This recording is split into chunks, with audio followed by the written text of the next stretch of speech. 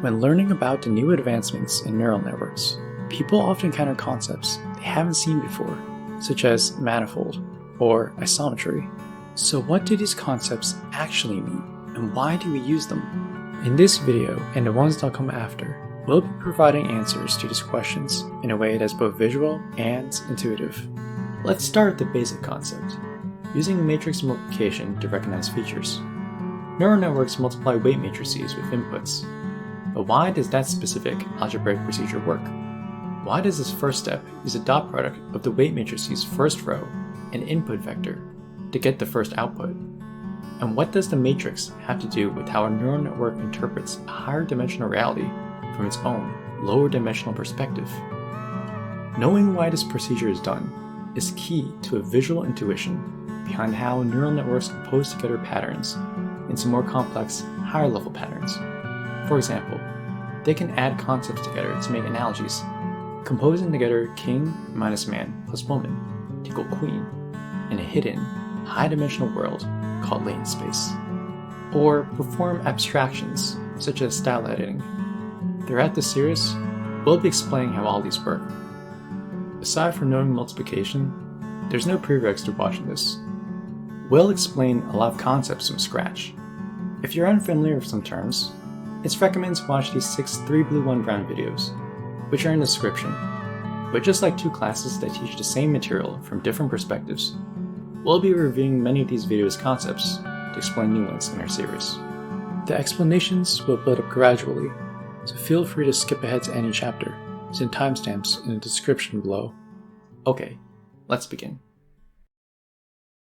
To show why neural networks use matrix multiplication, let's start an example where in the future, cat people roam the world. Some evidence suggests that how much a cat person enjoys naps can be predicted by measuring how far away their nose tips are from the center of their face. We call this measurement nose tip. For instance, many cat people with long nose tips are said to enjoy naps. It's always the case that the more a cat person smiles while napping, the more they enjoy it. We measure how much they enjoy naps using a metric called nap smile, or just shortened to naps. But we don't know how nose tips exactly affects enjoying naps. How big of a nap smile does a cat person with a nose a size 3 have compared to a cat person with a nose a size 2?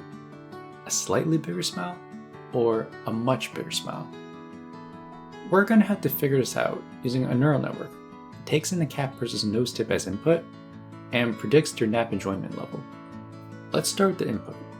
We're only going to measure nose tip, capturing it into a data measurement.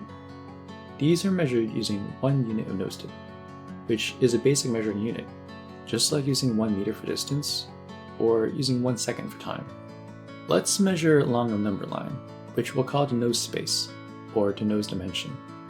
We can make a nose tip of 1 unit twice as big to get a nose tip of 2 units, or make it 3 times as big to get 3 units. Each point in nose space is associated with a different data measurement. Now, we can also measure nap smile along nap space. Each positive unit measures how big their smile is. Let's take an example where the longer a cat person's nose tip was, the more they liked naps. A cat person with a nose tip of 1 unit had 2 nap smile units. A cat person with 2 nose tip units had 4, and so forth. We notice a pattern here that's somewhat like unit conversion. For instance, for every 1 meter, there's 3.28 feet. So if a person's 2 meters tall, they're also 6.56 feet tall. So let's convert nose units into nap units. Turning this into an equation, we have 2 nap over nose times 1 nose equals 2 nap. And visually speaking, this means that for every 1 unit of nose, there's 2 units of nap smile. Notice the 0.1 in the nose number line and the 0.2 in the nap number line are labeling the same nose tip measurement. This is because we're saying that every nose tip of 1 always has a nap smile of 2. Our equation isn't mapping a number, such as 1, to another number, such as 2, but it is mapping a data measurement from 1 in the nose space to 2 in the nap space. This is a change of units.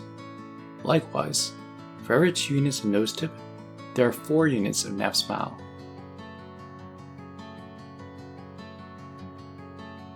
our unit conversion factor 2 can be represented, in general, as a variable w, which means how much we should weigh our nose value by to get our nap value. We can also represent our input with the variable x.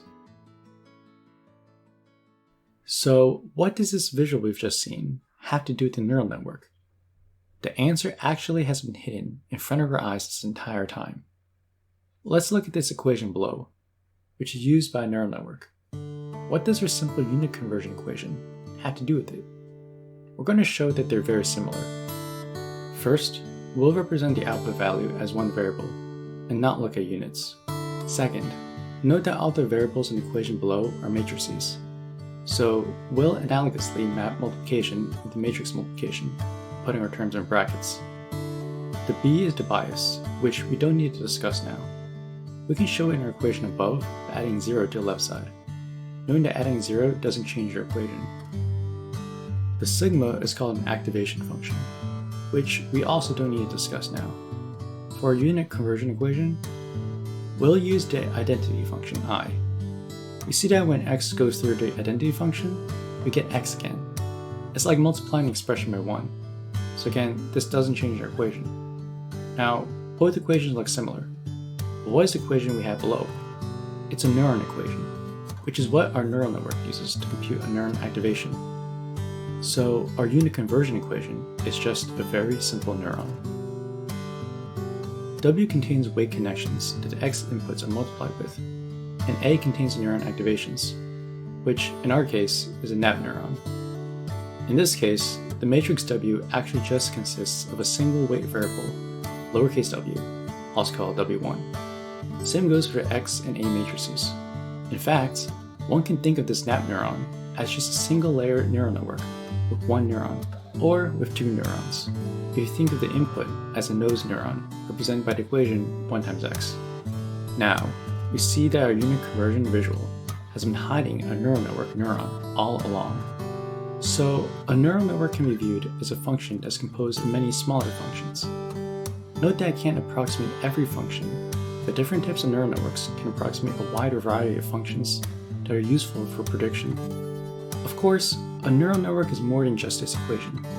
So rather than saying this equation is a neural network, we can say it's approximate or analogous to a neural network. But what allows large neural networks to do complex tasks that a simple neural network can't do? Let's see what happens when we add more connections to our network, starting by adding just one more. When using our equation to predict nap enjoyment, we find that there's cases where using nose isn't enough. We found that Tom has a nose of 1 unit and has a nap smile of 2.75, but Jane also has a nose of 1 unit, yet has a nap smile of 3.5. Since we also found that ear length has some correlation with nap enjoyment, let's use both nose tip and ear length to predict nap smile.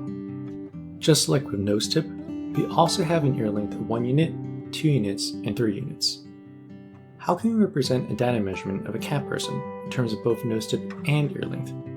We'll use a 2-dimensional coordinate space.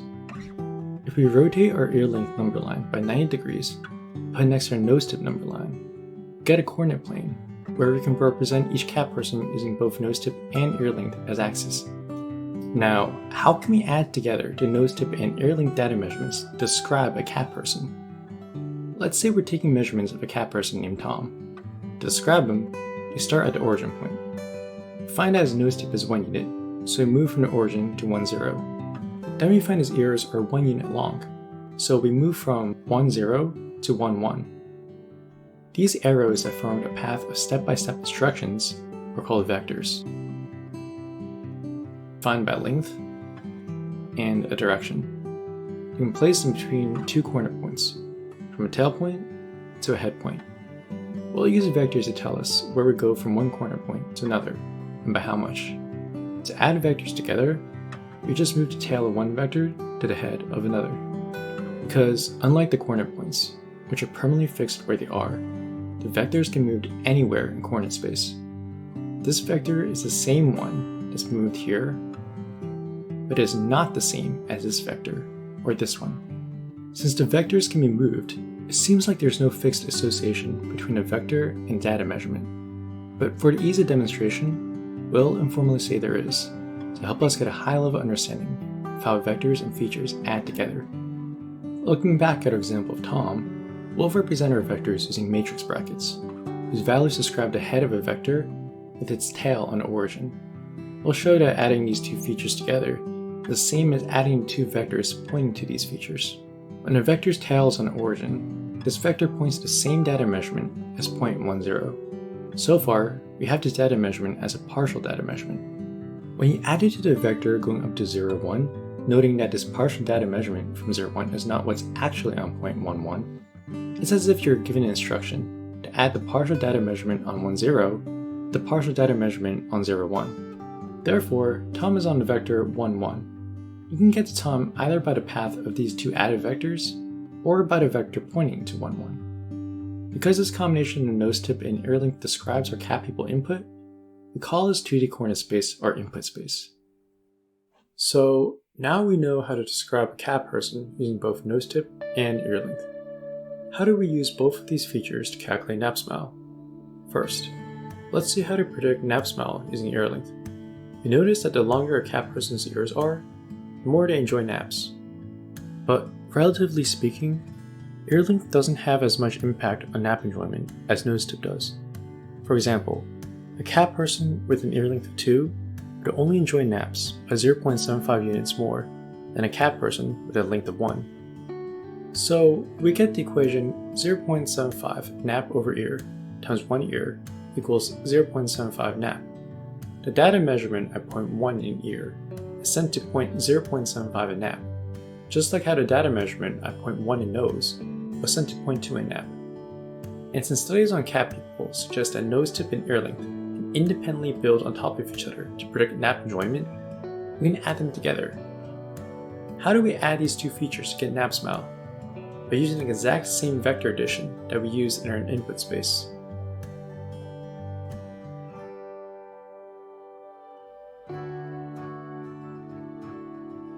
Now, when we add together the vectors in our 2D coordinate plane, we are also adding together their analogous vectors found in our 1D nap space. We move the tail of the blue vector to the head of the red vector, and after adding, we get a purple vector, pointing to the same data point in both input and nap space, which is where cat person Tom is at. Our nap space says Tom has a nap enjoyment level of 2.75. Let's say a nose tip that faces down has a value of -1 units. The lower the tip points, the lower the value.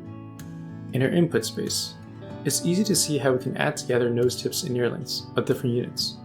First, convert from input space to nap space using weight multiplication. Next, let's take a nose tip of -1 units and an ear length of 2 units and add them together.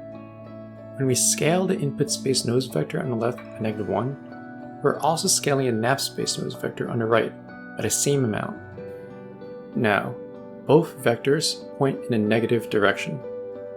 After we scale the ear vectors in both spaces, we add them together. In nap space, this is done by first following the nose vector left, and then following the ear vector right. Finally, we get a nap smile of -0.5. Which means that cat person doesn't like naps that much. Notice that we're just adding together scale versions of 1, 0 and 0, 1. We call these vectors that amount to basic measuring units of 1 basis vectors. Because they're basic building blocks we can scale and add together to get any other vector in our input space. They're like an alphabet used to form words in a language. In this case, the basic measuring units labeled by the basis vectors in our input space are mapped to the vectors of length 3 and 2 in nap space. These are no longer the basis vectors in nap space. The basis vector in nap space is a nap smile in unit 1. So even though these two spaces are both calculating Tom, they are describing Tom using different basis vectors, where the input space talks about Tom in terms of nose units and ear units, while the nap space expresses Tom in terms of nap units. He simultaneously exists in both sets of dimensions at once, but he looks different in each one because they're looking at him from different perspectives, like seeing his shadow at different angles. Just like before, this has an analogy to a neural network, where W2 is another connection from the ear neuron to the nap neuron. Recall how our equation with only nose and nap could also be represented as a matrix with one row and one column. Now, we go from a matrix of one row and one column to a matrix with one row and two columns. The number of columns in W are the number of inputs, and the number of rows are the number of outputs, meaning there's a connection for every matrix entry. This explains why we use that strange algebraic procedure of matrix multiplication, where we multiplied the first row by the first column. This procedure is none other than the dot product, and our dot product is just performing a change of units, or in other words, a change of basis. So our input space and our nap space are measuring neuron activations. We call these spaces activation spaces. Since the nose and ear neurons in the first layer act as basis vectors in input space, and the gold nap neuron in the second layer acts as a basis vector in nap space, we come to a very important concept. Neurons are basis vectors in an activation space. This activation space, commonly referred to as a hidden or latent space, is where analogies, such as king minus man plus woman equal queen, can be made by adding its vectors. Based on your space's basis vectors, there are multiple ways to represent this. It's called latent space because it's a world that's hidden from first impressions. You have to calculate it to reveal its structure. In our examples, for the purpose of gaining intuition, we define the neurons in terms of human understandable measurements. And though studies show these may actually exist, such as car neurons that detect car parts, neurons within network layers may not always cleanly correspond to a human-defined concept. If you put images of a cat and a person through a neural network, in order to create a cat person, it has to recognize the patterns of a cat and face. Yet, the neuron might not have a cat neuron or a face neuron. In fact, most of the millions of neurons in many neural networks may not correspond to a human-defined concept at all. Still, evidence supports hypothesis that some representations of neural network components are interpretable. Otherwise, how else would a neural network be able to derive novel analogies that don't even come from pieces of training data? For instance, research has shown how to not only find where certain factual associations are in language models, but also how to edit them. So, just how are these abstract patterns recognized? Instead of being calculated by one neuron, they may be processed by a group of neurons, such as in the sparse coding hypothesis. These group of neurons may process information in what's called a circuit. We can think of every neuron in a neural network as a measurement on data, coming up with an interpretation for it from its own perspective through a projection.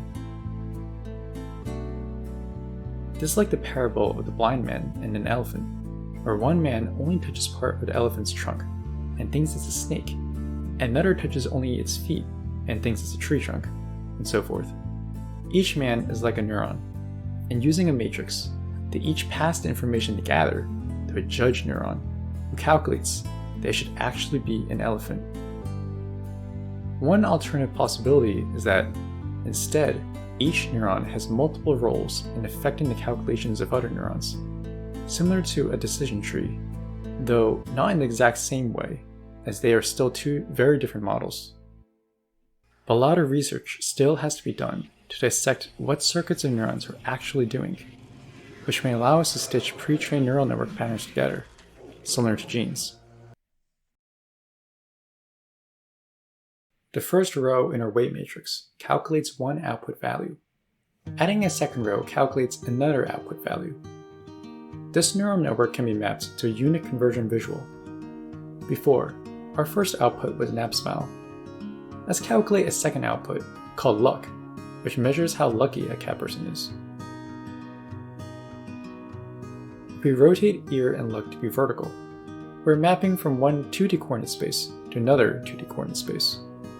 The values in input space on the left will go through the matrix at bottom left to be converted into our output space on the right. Now, before we get into the visual matrix multiplication, we're going to explain how we compute it using equations. Previously, we took the dot product of our first weight matrix row and input vector. This time, we're going to take the dot product of our second weight matrix row and our input vector. In our visual, we'll start by calculating the first row dot product, and then the second row dot product, and finally, we'll add them up. So we'll plug in the values for each weight. We'll use different weights from before, using 3 instead of 0.75 for each nap space. As we convert from input to output, notice which weights on the bottom left matrix light up. First, we'll convert our nose vector into nap space, using the weight 2 nap over nose. What this weight does is map nose basis vector to nap space. This is because x1, our input value, scales our nose vector the same amount in both spaces. Now we'll do the same for converting our ear vector into nap space. For our input values, we'll use 1 for both x1 and x2, and scale the basis vectors by them in both spaces. Finally, we'll add our nose and ear vectors together in both spaces. Next, let's do the same thing, but for Lux space. We'll convert our nose vector into Lux space, and then our ear vector into Lux space.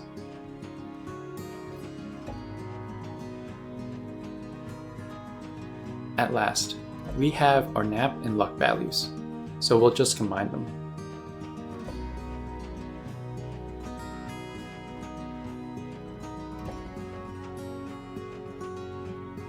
There's another way you can obtain the same output. We're going to rearrange our equations so that instead of doing the dot product row by row, we're going to first convert the nose basis vector into nap and luck space, and then convert the ear basis vector into nap and luck space. As we rearrange this equation, you can pause at each step if you want to take a better look at it. First, let's use the distributive property to break our input into the nose basis vector and ear basis vector. Next, we'll factor out the input values. Now we'll take the dot product for each term, applying the same formula at the top. Simplifying, we get this expression at the bottom, which is actually just adding the nose vector transformed into nap and luck space, and the ear vector transformed into nap and luck space. Note that this is actually what we've been doing before on the left side, the input space. For our input space, we use these weight values, which make up the identity matrix, as after it multiplies with the vector, it just returns the same vector, just like multiplying by 1. This is clear when we look at it visually. First, we transform our nose vector into nap and luck space, which we've also been calling the output space. Notice that the nose vector is seen from two different perspectives. The nap dimension sees it from its frame of reference, and the luck dimension interprets it from its point of view. We add these two interpretations of nose vector together to get the nose vector within the output space. Then, we transform the ear vector into nap and luck space using the same procedure.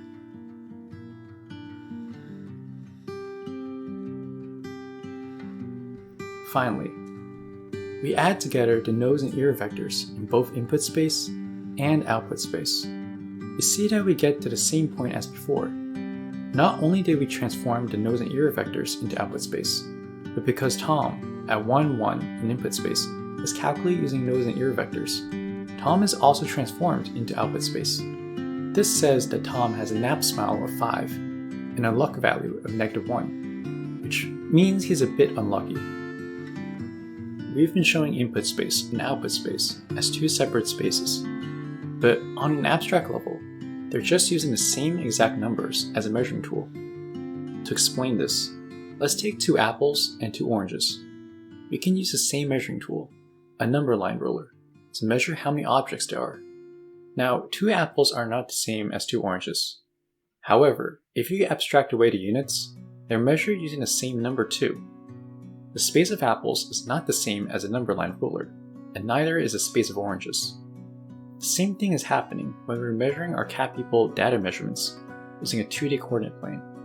Before, we used different colors for the vectors in our input and output spaces. This time, Let's use the same colors for both, to show they're both using the same coordinate plane, but with its vectors pointing at different data measurements. We'll also use slightly different sizes to represent our units, just to make them clearer. In our input space, our red basis vector measures the nose tip of 1 unit. But in our output space, the same red basis vector measures a nap smile of 1 unit. So let's show how to transform the data measurement positions in input space into the data measurement positions in output space on the same coordinate plane. For the ease of demonstration, we've been associating vectors with data measurements. Then we've been using matrix multiplication to map one vector to another. But what does it mean to map one vector to another? We aren't saying that the red vector equals the light red vector, or that the blue vector equals the light blue vector. Let's think about this in a different way. Instead of mapping one vector to another vector, let's map a data measurement on one vector to another vector by multiplying it with our matrix. Now we'll look at more vectors and have them point to data measurements. When we pass these vectors through a matrix, we're performing a change of basis, because basis vectors that were pointing to nose and ear unit 1 measurements are now pointing to nap and luck unit 1 measurements. Similarly, the data measurement previously measured by the white vector 1, 1 is now measured by the silver vector 4, 1. Since each coordinate space provides a different way to represent the data, let's call each coordinate space a model. Furthermore, let's say that a model assigns meaning to each coordinate point. The meaning of a coordinate point is a label that's on it.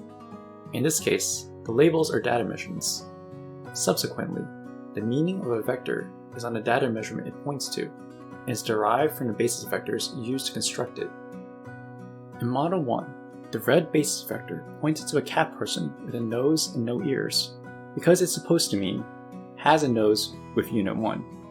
In Model 2, the red basis vector points to a cat person with a smaller nose and with ears, because it's supposed to mean these nose and ear sizes indicate a nap smile of 1. Likewise, in Model 1, the white vector 1, 1 meant a cat person with a nose tip of 1 and an ear length of 1. But in Model 2, this vector means a cat person with a nap smile of 1 and a luckiness of 1.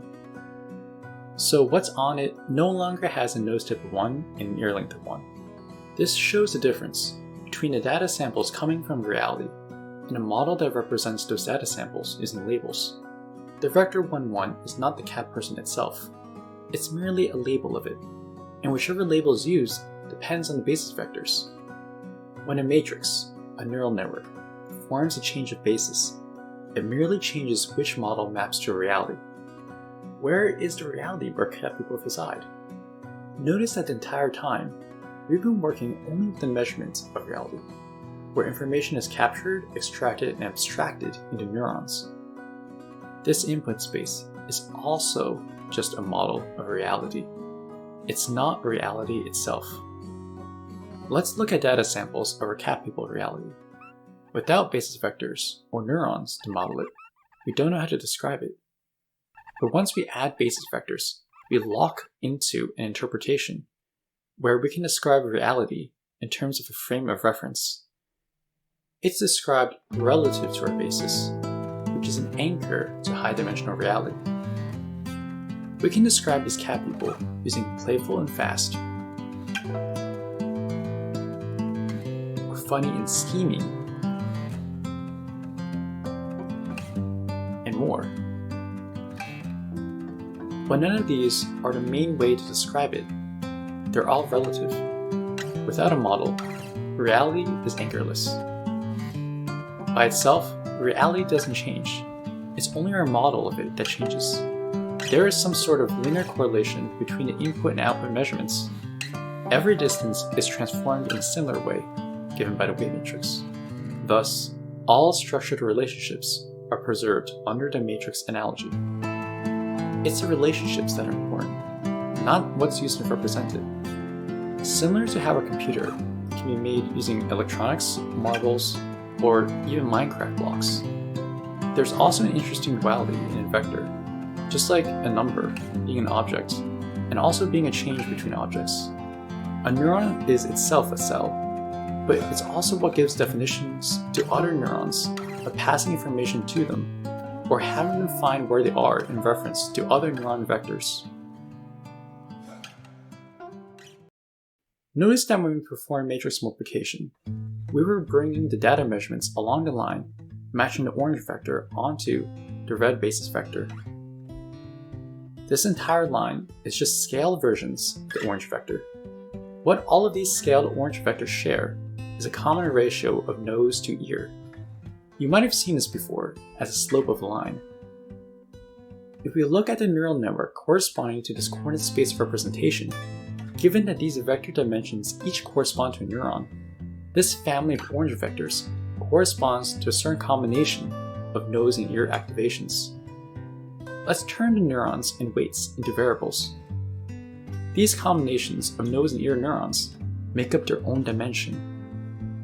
When we look at reality from this dimension, defining it by placing a basis vector on it, we're looking at a region along these data measurements.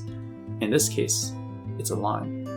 If we take our NAP equation and rearrange it to solve for y, the ear value, and then plug in 1 for NAP to find which values in nose and ear get a NAP value of 1, we get a yellow line. By plugging in any value for x, the nose value, such as 0 to get 1 for y, or 1 to get -1 for y, we can find an infinite number of points that map to a NAP value of 1. Since there are an infinite number of nose and ear combinations on the yellow line. But for this matrix, there's also another constraint. These nose and ear points must also map to a luck value.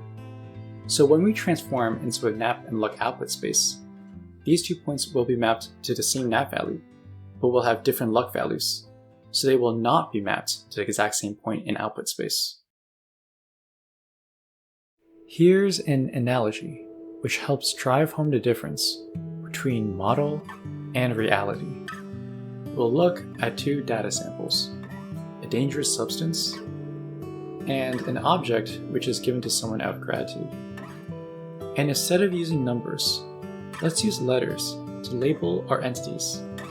This means our models will resemble languages, some of which also use letters to label entities. So our first model, or language, is labeled as follows. To an English speaker, this may look wrong, because the object on the pink vector should be called something like poison, not gifts. But in German, this dangerous substance is in fact called gifts. If a German speaker tells the English speaker that they're giving the English speaker a gift, the English speaker may be delighted because they think they're getting something good. But they shouldn't be, because what they're actually receiving would kill them. Since there's a misunderstanding, the English speaker needs to know what gift actually is referring to. Or, in other words, to know the right English word to use for what the German speaker is thinking about.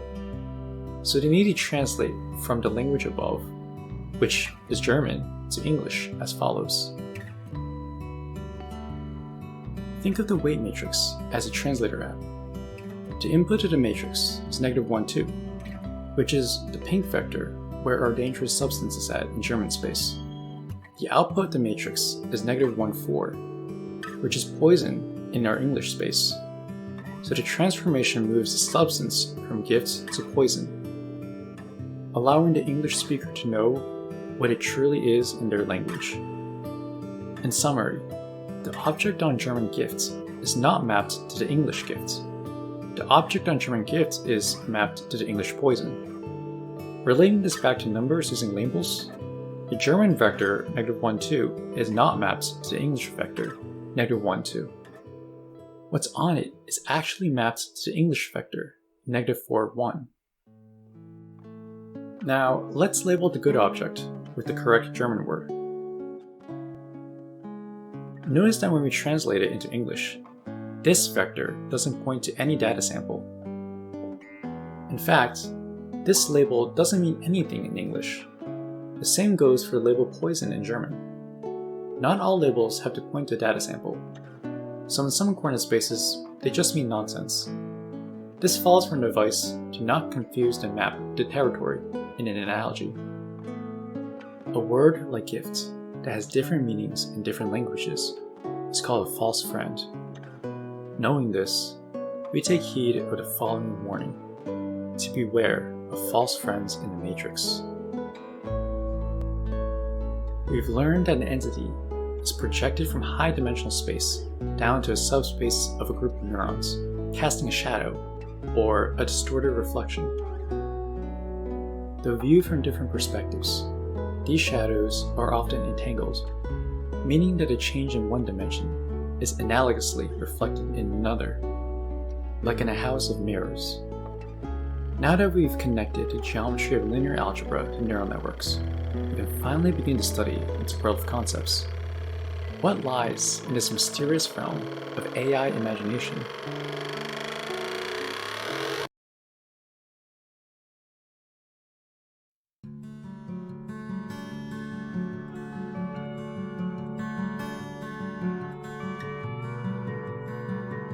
So far, we've summarized concepts from 3 Blue 1 Brown videos that are relevant for our future videos. Let's watch a recap of what we've just seen.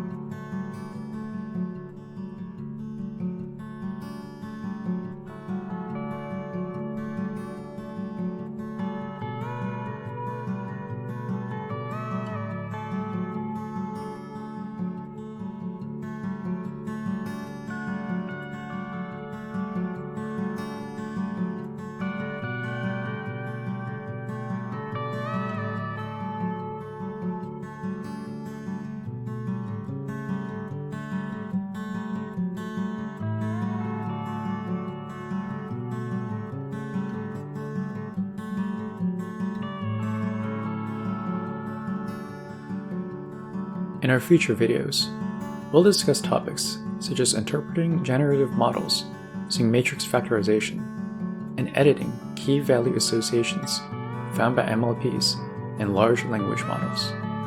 For now, we figured out how to predict which cat people enjoy naps, so we can put that matter to rest.